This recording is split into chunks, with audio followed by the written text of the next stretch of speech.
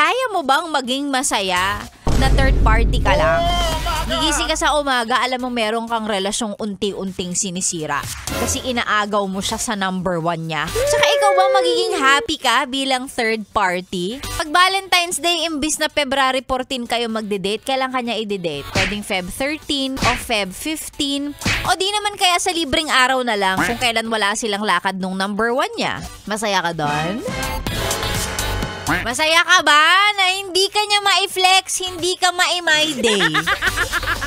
Kasi syempre, kailangan kanyang itago. Di gusto mo bang maghalo ang balat sa tinalupan?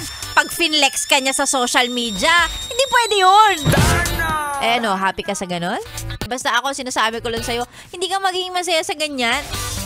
Imbis na ikaw ang ulam, side dish ka lang. Gusto mo yan? Tsaka eto kung nagawa mo siyang agawin sa iba, pag naging kayo, maaagaw din siya sa'yo. Masaya ka doon? Napayes ka ba sa napanood mo, yes friend? Alam mo na ang gagawin mo, Hit like and subscribe. And click the notification bell para ma-update ka namin. Kung gusto mo, mag-comment ka pa. Hindi ka namin iisnabin. Go, yes, friend!